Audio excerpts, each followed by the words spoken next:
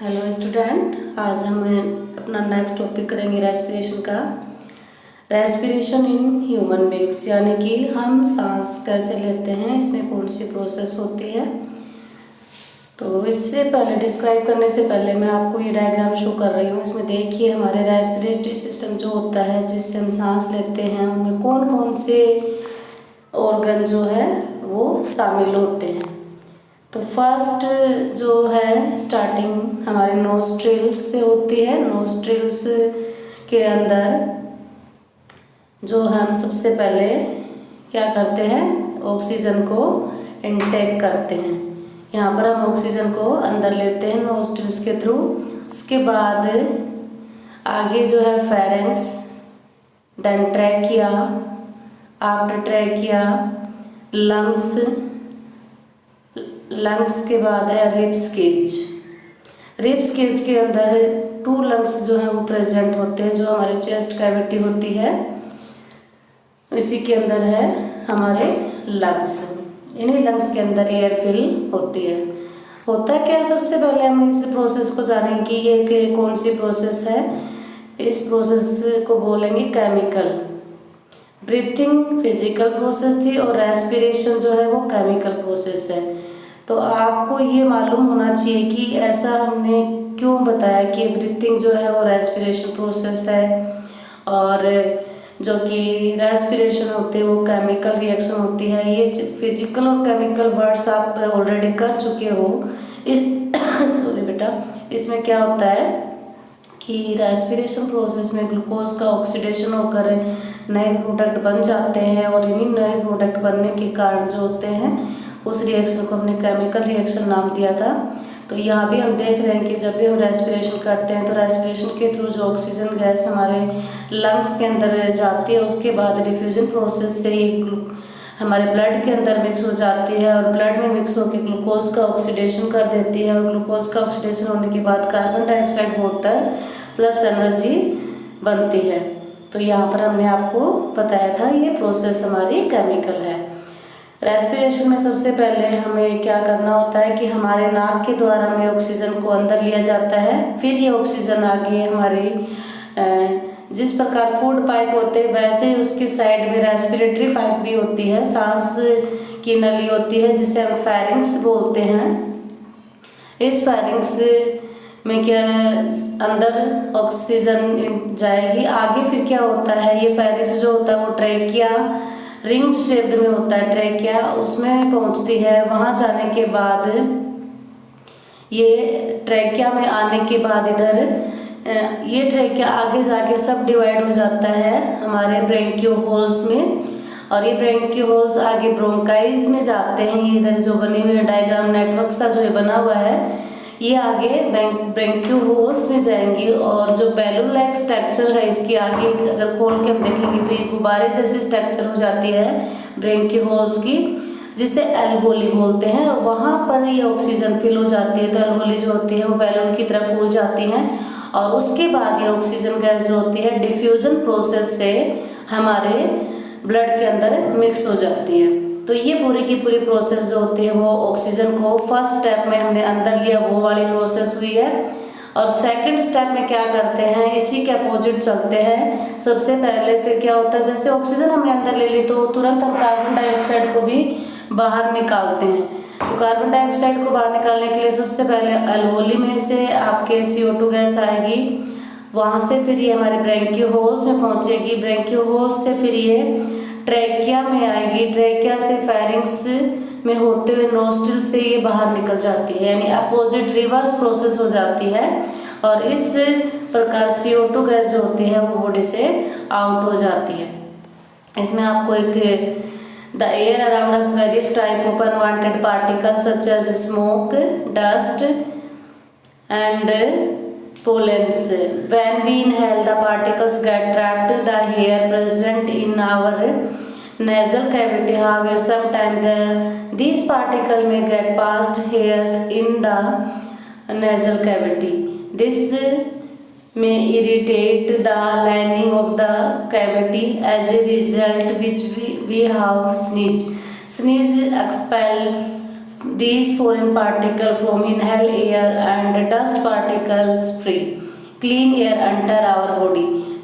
ये बहुत इम्पोर्टेंट बात इन्होंने यहाँ पे बताई है।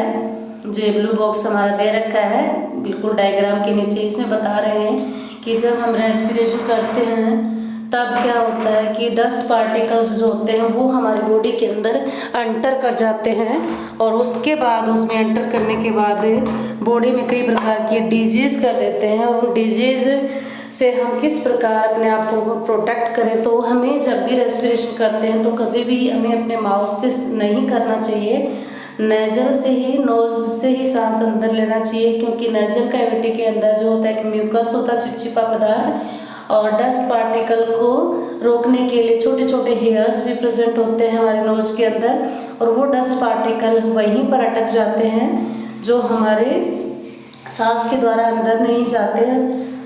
फिर क्या होता है, कई बार पोलन ग्रेन जो होते हैं, फूलों के जो कण होते हैं, एलर्जी वगैरह भी हो जाती है कईयों को इससे, और जर्म्स भी होते हैं, एनवायरनमेंट के अंदर बैक्टीरिया वगैरह भी होते हैं, तो वो अंदर ना जाए हमारे बॉडी के रेस्पिरेशन के थ्रू, तो वो डस्ट पार्टिकल जो होंगे वो हमारे नेजल कैविटी के अंदर रुक जाते हैं, और हम छींक लेते हैं तो वो डस्ट पार्टिकल हमारी बॉडी से आउट हो जाते हैं। इस प्रकार प्योर ऑक्सीजन जो है वो बॉडी के अंदर जाती है, और जो डस्ट पार्टिकल या फिर फॉरेन पार्टिकल्स या बैक्टीरिया कह लो, जो भी एयर के अंदर अनवांटेड पार्टिकल्स जो प्रेजेंट थे वो बॉडी से आउट हो जाते हैं छींक के द्वारा। इसीलिए हम कहते हैं व्हेन यू स्नीज, कि हम छींक क्यों लेते हैं, you should cover your nose so the foreign particle you expel are not inhaled by other person. जब भी हमें छींक आती है तो उस समय हमें अपने नोज को कवर कर लेना चाहिए, क्योंकि जब कोई व्यक्ति हमारे पास बैठा हुआ होता है वो पार्टिकल्स भी उसके रेस्पिरेशन के थ्रू उनकी बॉडी के अंदर एंटर कर सकते हैं, तो वो उनको प्रोटेक्ट करने के लिए हमें अपने नोज को कवर अप करना पड़ता है। नेक्स्ट इसमें ये बताया है कि जो प्रोसेस होती है बॉडी के अंदर, जब हमने ऑक्सीजन को अंदर लिया, इनहेल मतलब ऑक्सीजन को हमने इनटेक किया, अंदर लिया, तब क्या होता है, ये डायफ्राम होता है, डायफ्राम दिखाया हुआ है, मूव्स डाउन, यानी कि नीचे की तरफ आ जाता है जैसे ही हम ऑक्सीजन को अंदर लेंगे, और जो रिब्स होते हैं वो बाहर की तरफ आ जाएंगी, मूव रिब्स आउट। इसी प्रकार जिससे इसका अपोजिट रिवर्स प्रोसेस एक्सहेलेशन, जैसे ही हम कार्बन डाइऑक्साइड को छोड़ते हैं बाहर, उस समय क्या होता है, डायफ्राम मूव्स बैक, वो पीछे की तरफ आ जाता है, और जो रिब्स होती हैं वो बैक हो जाती हैं, मूव्स बैक। तो ये अपोजिट प्रोसेस होती है, ऑक्सीजन को अंदर लेते ही डायफ्राम नीचे की तरफ आ जाएगा, रिब्स बाहर की तरफ आ जाएंगी, और कार्बन डाइऑक्साइड को छोड़ेंगे तो इसका अपोजिट प्रोसेस हो जाएगी। इसमें जो डायफ्राम होगा वो मूव्स बैक, यानी पीछे की तरफ चला जाता है, और रिब्स जो होती हैं वो बैक हो जाती हैं। यहाँ पर measuring chest cavity, chest cavity को कैसे मेजर किया जाता है, चेस्ट जो है उसकी साइज कितनी होनी चाहिए, वो सारी चीज़ें हम कर सकते हैं। जब हम सांस को लेते हैं और सांस को छोड़ते हैं उस समय हमारे चेस्ट की साइज कितनी होती है, ये साइज भी हमारे एक हेल्दी पर्सन के लिए बताई गई है।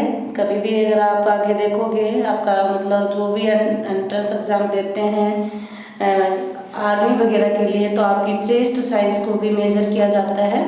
वो इसीलिए होती है ताकि आपका पता चल जाए कि आपके अंदर जो हेल्दी पर्सन हो या आप नहीं हो, इसलिए देखनी होती है। नेक्स्ट जो बताया है वो इसमें बताया है कि लंग्स के अंदर जो आप इनहेल करते हैं कितने % ऑक्सीजन जो होती है, the percentage of oxygen and carbon dioxide inhale and exhale. जब हम ऑक्सीजन को अंदर लेते हैं तो 21% ऑक्सीजन होती है और 0.04% कार्बन डाइऑक्साइड बॉडी के अंदर। एक्सहेल के समय जो होती है वो 16.4% जो होती है ऑक्सीजन होती है और 4.4% कार्बन डाइऑक्साइड को हम रिलीज करते हैं। ये जो प्रोसेस अभी तक हमने पढ़ी वो सभी की किस में थी, ह्यूमन बींग्स में। ह्यूमन बींग्स में सबसे पहले आपको रेस्पिरेटरी डायग्राम याद होना चाहिए। लंग्स के साथ पूरे प्रोसेस आपको मैंने अभी बताया कि सबसे पहले नॉस्ट्रिल्स के थ्रू हम ऑक्सीजन को इंटेक करेंगे, फिर वो कहाँ जाएगी, उसके बाद किस प्रोसेस से वो ब्लड के अंदर मिक्स हो जाएगी, किस प्रकार ये केमिकल प्रोसेस हुई है, ये सभी चीज़ें हमने इसमें देखी हैं।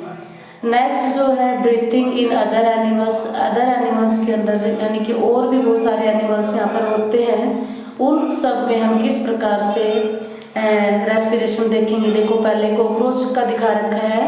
कॉकरोच जो होता है वो किसके द्वारा सांस लेता है, इसमें आपके छोटे छोटे क्वेश्चन आते हैं। Cockroach these opening called spiracles होते हैं कॉकरोच के अंदर।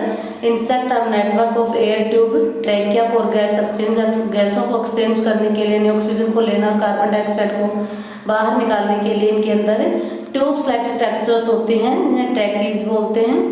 तो यहाँ पर आपको सिर्फ इतना ही याद रखना है कि कॉकरोच के अंदर जो रेस्पिरेशन प्रोसेस होती है वो हमारी तरह लंग्स वगैरह नहीं होते, केवल उनमें ट्यूब्स लाइक स्ट्रक्चर्स होते हैं उनकी बॉडी के अंदर, और जिन्हें ट्रैकियाज बोलते हैं, इन्हीं ट्रैकिया से ये रेस्पिरेशन करते हैं। अर्थवॉर्म क्या होता है? अर्थवॉर्म जो ब्रीथ करता है वो अपनी स्किन से करता है। इसकी स्किन की जो होती है वो मॉइस्ट और स्लिमी होती है। टच करके देखते हैं। Gas can easily pass through दम, तो गैस बिल्कुल आसानी से इसकी स्किन के अंदर एक्सचेंज हो जाती है, और ये अपने जो रेस्पिरेशन प्रोसेस करता है through from have a pair of lungs like human beings. यहाँ पर सिर्फ आपको अगर पूछा जाए अर्थवॉर्म, तो अर्थवॉर्म का आपका स्किन से आ जाएगा। और फ्रॉग जो होता है बेटा, देखो आपने देखा होगा कि फ्रॉग दोनों जगह रहता है, पानी के अंदर भी रहता है और पानी से बाहर भी रहता है वो। तो वो कैसे करता है? हम तो जैसे हम पानी के अंदर जाएंगे तो सांस लेने में बड़ी कठिनाई होती है, नहीं ले पाते, इसलिए हमें ऑक्सीजन सिलेंडर अपने साथ ले जाते हैं, पनडुब्बी जो होते हैं। तो यहाँ पर हम फ्रॉग की बात करें, अगर फ्रॉग को ऐसा तो कोई सिस्टम है नहीं कि वो अगर पानी के अंदर जाएगा तो उसको ऑक्सीजन ले जाने के लिए कुछ प्रैक्टिस उसे चाहिए पड़े। यहाँ पर देखिए आप, इसके अंदर बहुत ही अच्छी एक कैपेसिटी होती है कि जो फ्रॉग जो होता है उसमें लंग्स भी होते हैं। जब वो पानी से बाहर होता है फ्रॉग, तब वो अपने लंग्स से रेस्पिरेशन करता है जैसे हम करते हैं, और जैसे ही वो पानी के अंदर चला जाता है तो उसकी स्किन भी बिल्कुल अर्थवॉर्म की तरह मॉइस्ट स्लिपरी होती है, चिकनी होती है, और गैसों का बिल्कुल एक्सचेंज अच्छे से हो जाता है दोनों गैसेस का, तो वो स्किन से करता है। तो आपको यहाँ ये बताना होगा कि जब फ्रॉग वाटर के अंदर होता है तब तो रेस्पिरेशन थ्रू स्किन, एंड जैसे ही वो लैंड पे आ जाता है तब वो किससे रेस्पिरेशन करेगा? तब वो अपने लंग्स से कर लेता है। नेक्स्ट है आपकी फिश, यानी कि मछली। इसके बारे में तो आप काफ़ी क्लासेस में पहले भी पढ़ चुके हो, 6th में भी था, 5th में भी था। तो यहाँ पर 6th वाला ही याद रख सकते हो कि जो फिश होती है उसके अंदर जो रेस्पिरेटरी ऑर्गन होता है वो होता है गिल्स। तो रेस्पिरेटरी ऑर्गन आपको गिल्स याद रखना है। इसमें गिल्स के थ्रू ही रेस्पिरेशन करती है फिश। ऑक्सीजन जो पानी के अंदर डिजोल्व होती है वो डिजोल्व ऑक्सीजन को अपने गिल्स के थ्रू अंदर ले लेता है, और बाद में ब्लड वेसल के अंदर वो ऑक्सीजन मिक्स हो जाती है और कार्बन डाइऑक्साइड को ये बाहर निकाल देता है। अब तक जो हमने पढ़ा वो सिर्फ हमने एनिमल्स, ह्यूमन बींग्स के बारे में रेस्पिरेशन प्रोसेस पढ़ा है। आपको बेटा सबसे ज़रूरी बात ये याद रखनी है कि किस ऑर्गन का वो इस्तेमाल करते हैं रेस्पिरेशन में, वो वर्ड्स आपको बिल्कुल क्लियर होना चाहिए। क्योंकि देखो कॉकरोच का मैंने बताया स्पाइकल्स होते हैं, फ्रॉग का मैंने बताया लंग्स भी होते हैं, स्किन्स भी होती है, अर्थवॉर्म जो होता है वो स्किन से रेस्पिरेशन करता है, फिश जो होती है उसके गिल्स प्रेजेंट होते हैं, ह्यूमन बींग्स जो होता है वो मनुष्य जो होता है उसके अंदर लंग्स प्रेजेंट होता है, लंग्स का पूरा ये सिस्टम अच्छे से डेवलप होता है। तो इस प्रकार इनमें रेस्पिरेशन होता है। लास्ट टॉपिक है इस चैप्टर का, डू प्लांट्स ऑल्सो रेस्पायर, क्या प्लांट भी रेस्पिरेशन करते हैं? तो बेटा आपको पता होगा कि हमें ऑक्सीजन मिलती कहाँ से है, वो ऑक्सीजन हमें प्लांट से ही तो मिलती है। तो प्लांट भी रेस्पिरेशन करते हैं, बट प्लांट में हमारी तरह ऐसा कोई भी स्ट्रक्चर नहीं होता जिसके कारण हम ये कहें कि वो उसमें रेस्पिरेशन प्रोसेस हुई है।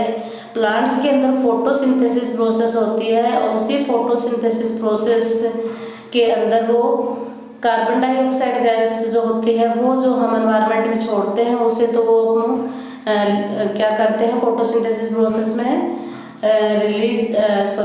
इनटेक करते हैं कार्बन डाइऑक्साइड गैस को, और फोटोसिंथेसिस प्रोसेस करके लीफ के अंदर जो ग्रीन पिगमेंट होता है वो लाइट को कैप्चर करता है, सनलाइट को, और एनर्जी बनाता है, साथ में ऑक्सीजन गैस और प्लस वाटर भी बनता है। तो यहाँ पर आपको प्लांट्स में बता देना कि किस प्रकार से प्लांट्स के अंदर फोटोसिंथेसिस प्रोसेस होकर ऑक्सीजन और कार्बन डाइऑक्साइड गैस का एक्सचेंज होता है। अगर पूछा जाए कि प्लांट्स के अंदर गैस का एक्सचेंज किस ऑर्गन के द्वारा या किस सिस्टम से होता है, तो आपको स्टोमेटा जब हमने चैप्टर फर्स्ट किया था तब मैंने आपको उसमें बताया भी था कि प्लांट्स के अंदर जो लीफ होती है उस लीफ के अंदर छोटे छोटे पोर्स होते हैं। इन्हीं टिनी पोर्स यानी छोटे पोर्स को हम स्टोमेटा बोलते हैं। स्टोमेटा से दोनों गैसेस का एक्सचेंज होता है, कार्बन डाइऑक्साइड और ऑक्सीजन। इस प्रकार इस चैप्टर में हमने बहुत सी चीज़ें जानी हैं, किस प्रकार हम रेस्पिरेशन करते हैं। तो आपका ये चैप्टर जो है यहाँ पे कंप्लीट हो जाता है। कोई भी प्रॉब्लम है तो उस डाउट को मुझसे आप क्लियर कर सकते हो। Thank you.